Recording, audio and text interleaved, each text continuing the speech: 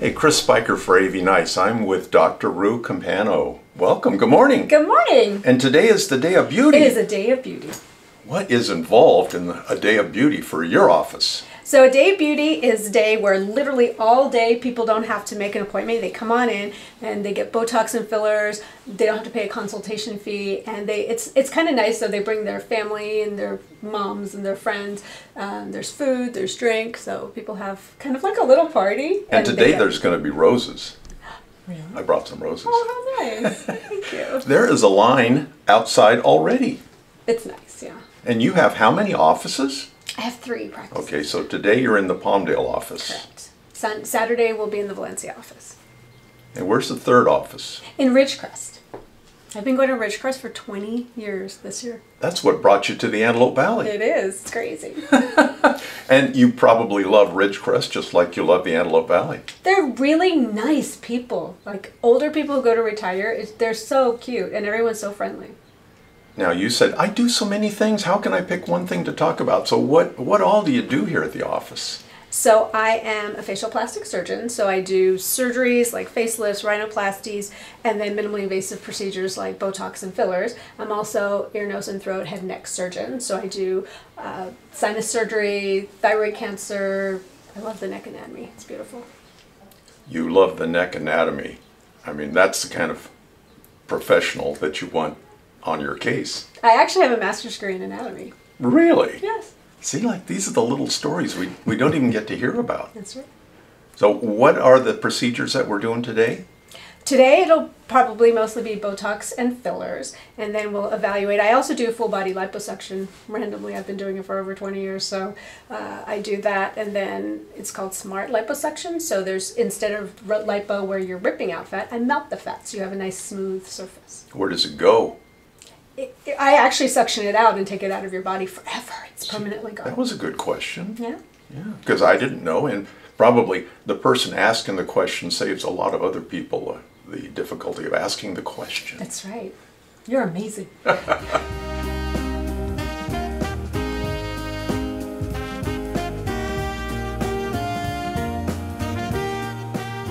Okay, so Dr. Campano, you said that you love this part of the body.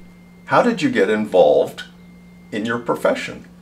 So I wanted to be a doctor from the time I was a little girl. My mom's a doctor, and so she used to take me to the hospital when she had to go pick up her pager, and she said she would leave me there at the receptionist at the front, and then when she came back there was like a crowd of people around me, and I was just chatting, having fun. You were job shadowing. From the age of 3. Parents, let that be a lesson.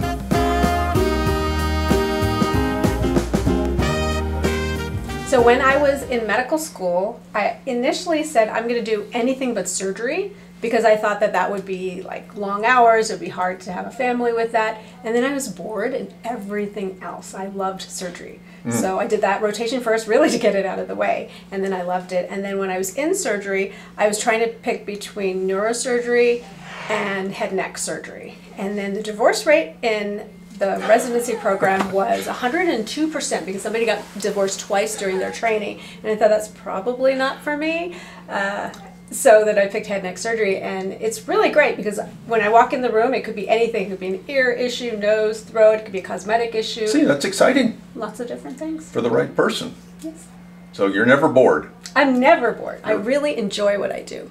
Even though it's routine, you've seen this 100 times or a couple thousand times, it's still exciting. It's exciting because the anatomy is different in every single person, so you really never know what you're going to get in the operating room.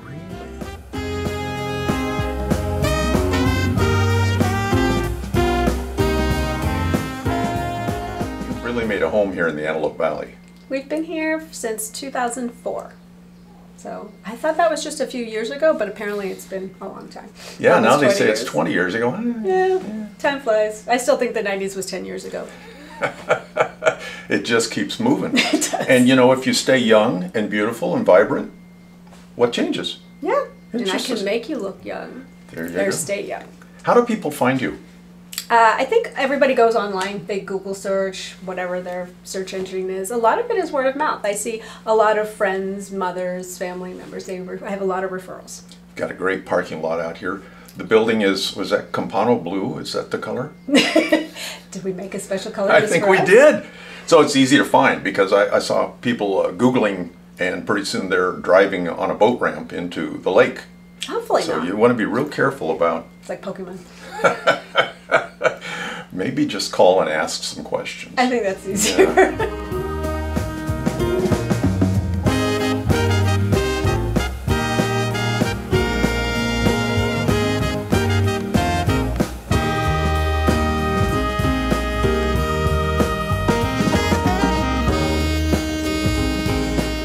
Spicher, Brady Nice. I'm with one of my favorite people here in the Antelope Valley, Angelo Campano. Wow, thank you very much. One of your favorite people. I appreciate that. Yes, and you know so many people. Pretty impressive. Thank you. How did the Antelope Valley get on your radar? Well, I'll tell you, I grew up north, up in the San Francisco Bay Area, and my wife was hired to come down here temporarily, and she came down, and she stayed longer than she expected. She started to like the area.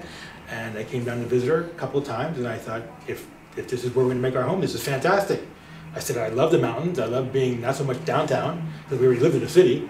And I said, here, we're going to get a nice house, get some land, get some clean air. It just worked out. It worked out really well. You know, we call that a big fish in a little fish bowl. Mm-hmm. And that's kind of what you can be here. Yeah. It's a big market. It is. Are you staying plenty busy? Yeah, I'm busy every day, every night, and I'm looking forward to expanding and hiring more people. And I mean, with the benefit of the Antelope Valley supporting us, we can do all this. You have this new building. How many square feet, top and bottom? It's a little shy of 10,000 square feet. Yeah, a little shy. So it's 2 floors, and we have really good tenants. We have a good, solid foundation here for the building and the people, and it's a great location. And by all means, stop by and visit.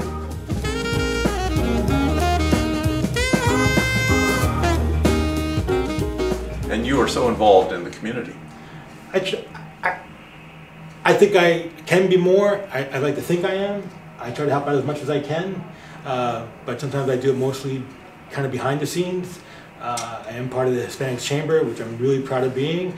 My wife and I, we love dogs, so there's rescues that we help out. Ah, I see the connection. Yeah, so that's because we got our first dog from a rescue here, and it was the best dog I've ever had. I've had dogs since I was a little kid in New York City, and literally she was the greatest dog I've ever had. Yeah. So we always try to help that charity out and help them out with their dogs and paying for the food and stuff like that. So Angelo, you have been an attorney for how many years? This is my 25th year practicing on both sides of the country. That's right. And what city did you come from? I practiced last in pretty much Baltimore. And that's where I was practicing before I came out here. I'm licensed in the state of Maryland, licensed in the state of California. See, there's a selling point right there. Yeah, so combined, 25 years. And it's been a long road, and it's been good. It's been ups and downs like every other business. Now, your folks were in the pizza business. That's right, we still are. And still are. Yeah. And how did you decide to become a lawyer? You know, great question. I've always felt that there's some people who need help, that they can't go anywhere else. I feel like a lawyer is kind of like, not the last stop, but maybe your best chance of getting done what you need done. And it's one way I can provide a service. I think I'm doing okay by it. I enjoy what I do, and I'm trying to help people as much as I can. But I became a lawyer because I just saw a lot of people growing up that didn't have the voice that they needed. They didn't have the ability to have people understand their situations. So I thought, well, I've seen lawyers, I've seen them on TV, I've seen them in real life, and I thought these people can be the voice of people who can't speak for themselves. And that's one reason why I enjoy being a lawyer, is because I like to try to help people convey the message. But I became a lawyer just because growing up, honestly, my parents grew up in Italy during the war, and to hear my parents talk about living under Mussolini, living under Nazis. I mean, the Nazis came in and held them captive for a while. And your parents? My parents, yeah. They lived under that. They lived under communism, came in after the war. So when they came to America, they were like, this is the greatest country in the world. They can own stuff. Yeah, you can go anywhere you want. You can be anything you want. You can start with nothing and acquire something. In America, only in America can do that. So I like the idea of protecting that right of people to go where they want to go, to say what they want to say, to believe what they want to believe. And the way I did it was become a lawyer, and I think it's been working out okay. Do you rest your case? I rest my case. I rest my case. Judge Spicher, I rest my case. That's the job I would not want. That's right. It is a tough job being a judge. I would not want to be a judge. Yeah. But don't you agree that everyone needs to be on a jury at least once in their lifetime? I think so. I recommend it. I've been called to jury duty, and I'm kind of upset if I don't get called on. I understand I may not be eligible just because I practice law, and they may think I have opinions, but I'm very open-minded. If you present me with certain facts, certain situations, I'll keep an open mind. But I think everyone should serve on a jury at least once, just to get an idea of what it's like. I mean, it's not like Law and Order, where 30 minutes they're charging with a crime, 30 minutes later McCoy is trying to put the law to the facts or the facts to the law and getting a conviction. So it's not that easy. But if you're on a jury duty, you're like I tell my clients, like, you have an audience of 12 people watching you. You know, and that's what jurors do. They just watch you. They're human beings like you and me. They wake up and they go to work, they come home, make sure there's food on the table. But for 8 or 9, maybe I've had trials last 3 or 4 weeks, they're there watching trials, and I think it's a great experience, and everyone should try to do it. It's an amazing part of our democracy. It's fantastic. It's fantastic. I mean, I'll give you an example. In Italy, when you're brought into a trial, say you're a criminal defendant, I've only seen this on TV and when I visited Italy, but you're in a cage. Like, while you're in the courtroom, you're behind bars. He's guilty until proven innocent. Right. So I mean, there's an image of you when you go into the courtroom of you literally behind bars. So the jury, the judge is already thinking, why let him out? He's already behind bars. He looks good in orange. Yeah, he looks good in orange. But I'm always amazed. I mean, in America, this is fantastic that you have this ability to try to convince people that you didn't do something, and I think it's a great opportunity. Well, yeah. If something happens, it all comes down. You want a great jury, and you want representation like yourself. Right. You try to get the best you can. It's not easy, but the system has its flaws. But the system, I think, is the best system ever, anywhere.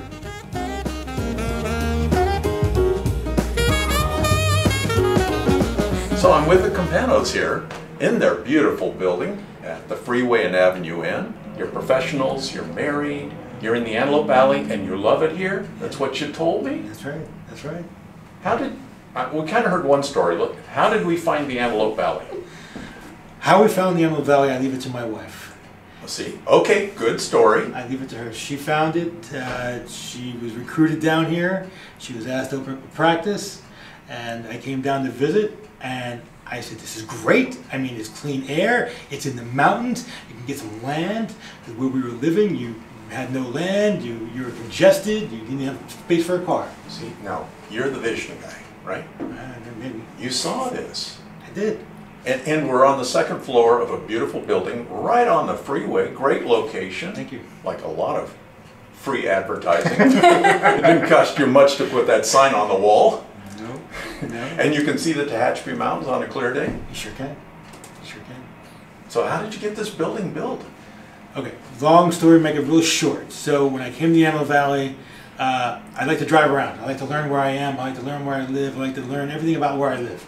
So I saw this plot of land, and I owe it to my parents who built pizza shops, and they literally would see a piece of land and just kind of watch it, look at it, and just image something there. We can sell pizzas there. We can sell pizzas there. Oh, it's food again. Well, I love food. I love food. Getting hungry. But that's how it happened. So I saw the land, and I said, one day we're going to build a building, and I think it's a great location, and freeways are great. They're awesome, locations, and things worked out, and I convinced her to move in with me, because she had her own, you're renting your own space somewhere else near the hospital, and I said, why don't you join me, we can be together, maybe see each other more often. But the irony is that we don't see as much as I thought, but we're so close to each other. But what's great is that I can just walk down, see how she's doing, check up on her, and make sure she's okay. And I always know when he leaves because I can see his car.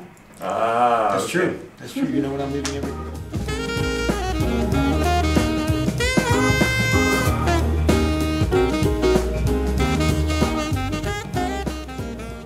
Angelo, so enough about business. How did the two of you meet? Okay, I love this story because our anniversary is coming up April 24th, 1991. When we met. Is when we met. Mm-hmm. And I remember the street I was on. I remember the stoop I was sitting on, which is a porch. I remember what you were wearing. I remember the weather that day.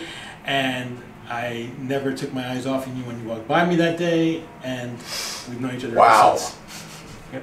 That's wonderful. Congratulations. Ask me when I got married. I can't really remember that day. Yes. But I do remember the day I met. I will always remember that day. because it changed my life forever.